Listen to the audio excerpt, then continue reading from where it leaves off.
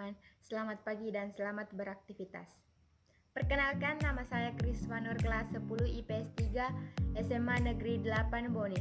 Adapun tujuan saya membuat video ini untuk menyelesaikan tugas prakarya tentang pembuatan video mengenai virus corona atau COVID-19 yang sedang melanda beberapa negara. Yuk simak penjelasan virus corona. Bye.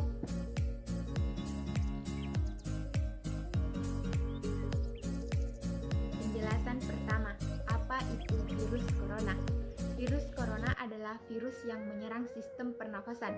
Penyakit karena terinfeksi virus ini disebut dengan COVID-19. Virus corona bisa menyebabkan gangguan pada sistem pernafasan, pneumonia akut, sampai kematian. Virus ini bisa menyerang siapa saja, baik anak-anak, bayi, orang dewasa, lansia, ibu menyusui, hingga ibu hamil. Virus corona, penemuan terbaru adalah virus corona COVID-19. Virus ini pertama kali ditemukan di Wuhan, China pada akhir Desember 2019, kemudian menjadi wabah. Virus ini merupakan virus yang cepat menular dan sudah meliputi beberapa wilayah di China hingga ke negara-negara lain, termasuk Indonesia.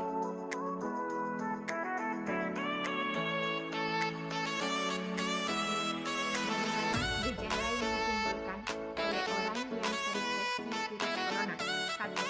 Batuk. 2. Flu. 3. Demam. 4. Sesak nafas.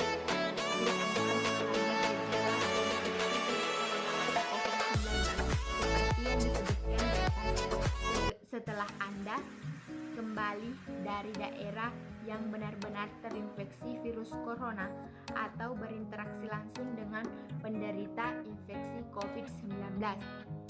Bila Anda benar-benar terpapar virus corona tapi tidak ada gejala yang muncul, Anda sebaiknya tidak usah ke rumah sakit.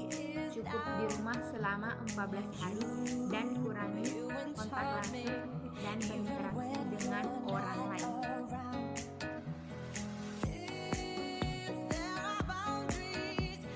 Ketiga, bagaimana cara penularan COVID-19? 1. Menghirup percikan air liur penderita COVID-19. 2.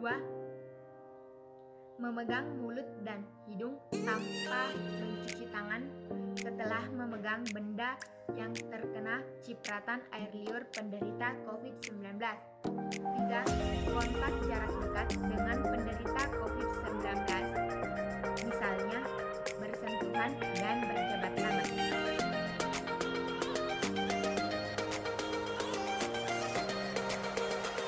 Penjelasan keempat, bagaimana cara mencegah terjangkitnya virus corona?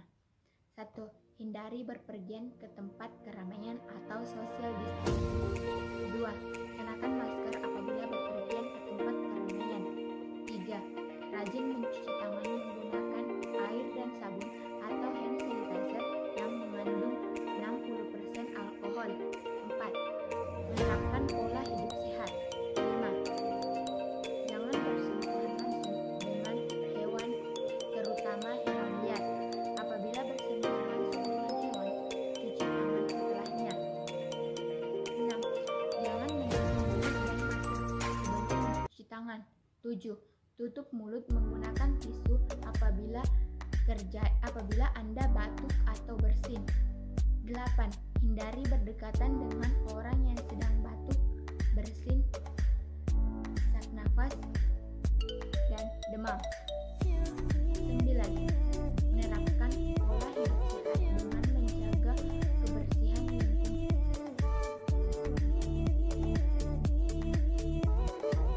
Penjelasan kelima, apa itu ODP, PDP, dan positif corona?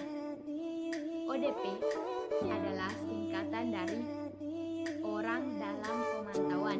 Artinya, orang ini mempunyai riwayat telah berpergian ke tempat yang terinfeksi virus corona. Sedangkan PDP adalah pasien dalam pengawasan.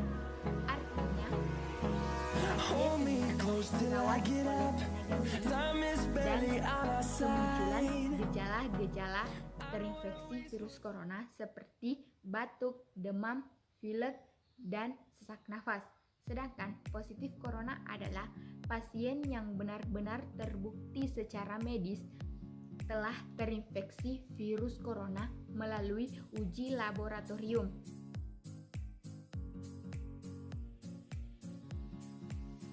Penjelasan ke-6. Bagaimana skema penularan di beberapa negara? Virus ini pertama kali ditemukan di Wuhan, Cina pada akhir Desember 2019. Karena virus ini merupakan salah satu penyakit yang cepat menyebar, akhirnya virus ini dapat menyebar ke beberapa negara karena melalui beberapa cara, yaitu 1. Banyak orang-orang tidak mengetahui apa itu virus corona dan cara penularannya. 2. Tidak isolasi diri setelah kembali dari wilayah pandemi. 3. Tidak menjaga kebersihan tangan. 4. Menyentuh benda yang tersentuh oleh penderita COVID-19. 5. Tidak menerapkan etika batuk dan bersin. 6. Bergaul dengan banyak orang yang tidak diketahui, sehingga setelah kembali dari wilayah pandemi, ia bisa bersentuhan langsung dengan orang yang tidak sakit. Orang yang sehat bisa saja menjadi sakit setelah terkena percikan air liur orang yang sudah pergi ke negara lain tapi tidak isolasi diri setelah pergi ke wilayah pandemi. Seharusnya ia harus dikarantina selama 14 hari setelah berpergian ke negara lain untuk melihat dan membuktikan apakah dia terpapar virus corona dan muncul gejala-gejala virus.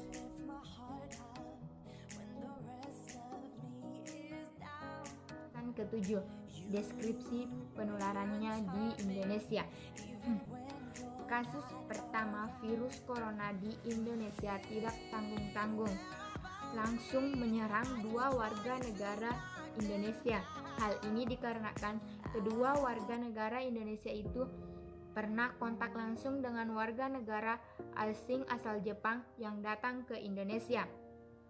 Pada tanggal 14 Februari 2020, pasien yang terinfeksi virus corona ini pernah berdangsa dengan warga negara asing asal Jepang di Malaysia. Pasien yang berasal dari warga negara Indonesia ini merupakan seorang guru dangsa dan merupakan sahabat dekat dari warga negara asing asal Jepang.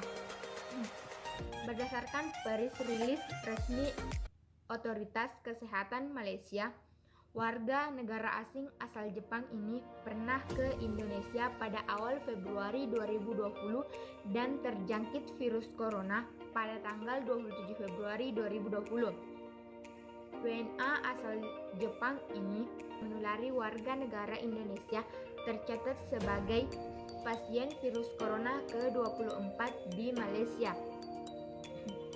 Mengetahui informasi tersebut, pihak rumah sakit langsung memasukkan pasien dalam status pemantauan terkait virus corona. Rumah kedua pasien warga negara Indonesia sudah dicek. Ibunya berumur 64 tahun dan anaknya 31 tahun. Sudah melakukan isolasi rumah terkenanya di Jakarta daerah Depok.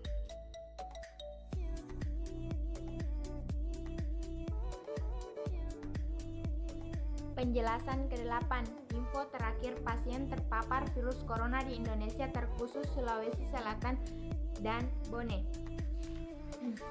Kamis 16 Maret 2020.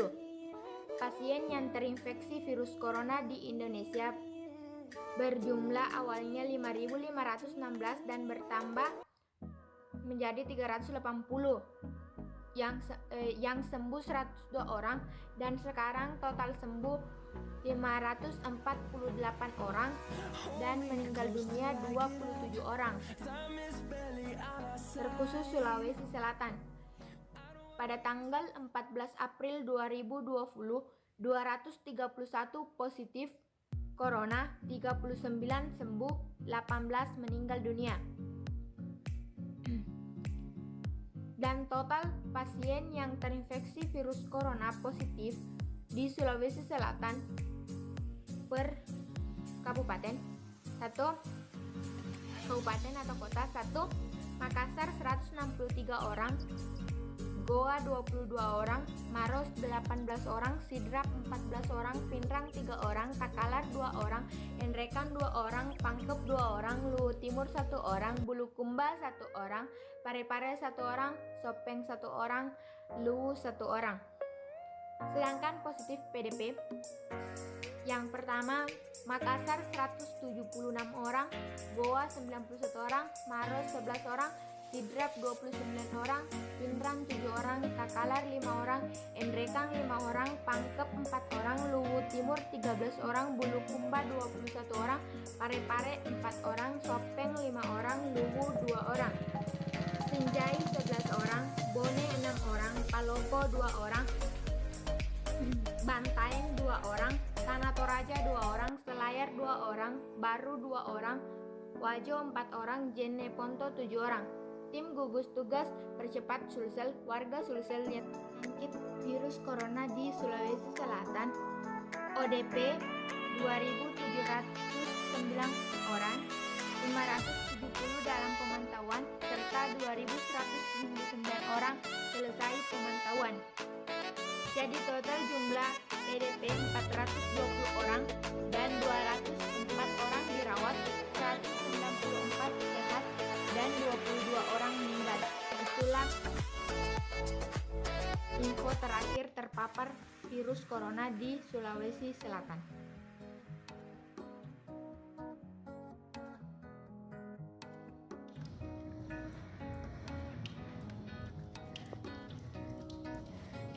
Berani. Cuci bahan dulu.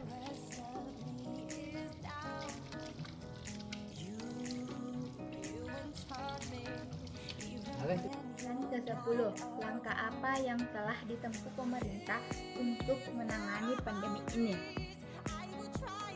Sebenarnya, pemerintah sangat berperan penting demi keselamatan warga masyarakatnya di beberapa daerah. Seperti pemerintah menerapkan sistem social distance, artinya jarak sosial. Pemerintah juga melarang masyarakat untuk melakukan perkumpulan berbagai masyarakat seperti acara pernikahan dan acara-acara seperti yang lainnya.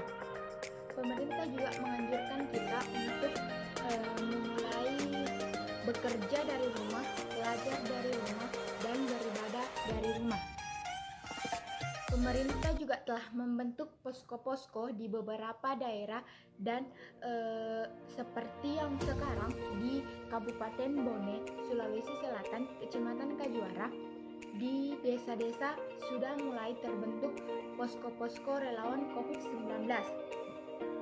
Artinya, apabila ada masyarakat yang masuk dari luar harus melalui uji suhu badannya. Ada beberapa banyak posko di beberapa perbatasan, misalnya perbatasan kecamatan, perbatasan desa, dan perbatasan dusun. Hal ini bertujuan untuk mencegah dan memutuskan mata rantai penularan COVID-19 karena kesehatan masyarakat juga sebenarnya perlu, dan mungkin masih banyak masyarakat yang tidak menyadari bahwa sebenarnya perilakunya itu tidak menerapkan beberapa perintah yang dianjurkan oleh pemerintah. Misalnya, ketika saya melihat relawan-relawan posko di beberapa posko, ketika ada masyarakat yang lewat, jarang ada masyarakat yang mau diperiksa suhu badan, dan kemungkinan besar dia juga takut melalui proses-proses tersebut. Tapi setidaknya pemerintah sudah mempunyai langkah untuk mencegah penyebaran COVID-19 di beberapa negara dan provinsi-provinsi. Pemerintah juga telah mengeluarkan anggaran desa untuk diberikan kepada untuk menyalurkan dana ke relawan-relawan COVID-19 dan dengan melakukan penyemprotan disinfektan di beberapa rumah masyarakat. Pemerintah memang sangat berperan dalam memutuskan mata rantai penularan COVID-19 ini. Pemerintah juga telah memberikan tata cara pembuatan disinfektan dan hand sanitizer demi kesehatan masyarakat. Pemerintah juga telah mengeluarkan kebijakan menutup pasar selama 14 hari. Tapi sebaiknya pemerintah tidak harus menutup semua itu karena kebanyakan masyarakat yang bertempat tinggal di perkotaan otomatis pekerjaan mereka itu menjual barang-barang makanan, dan sementara banyak petani yang tidak bisa ke pasar karena tertutup. Keterbatasan itu bisa membuat mereka keterbatasan kelangsungan hidup. Untuk itu, mari kita bersama memutuskan mata rantai penularan COVID-19 demi kesehatan kita semua. Bersama kita melawan COVID-19.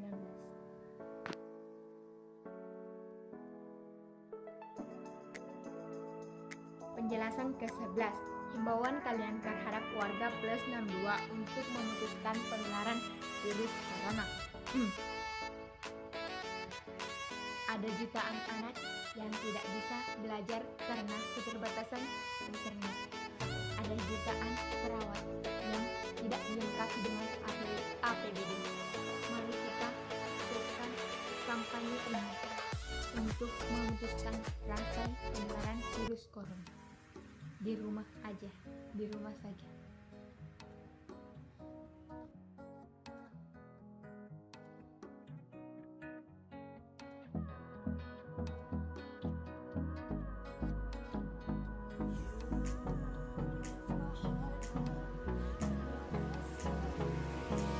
Hold me close till I get up. Time is barely on our side. I don't wanna waste what's left. The storms we chase are leading us, and love is all we'll ever trust. Yeah, no, I don't wanna waste what's left.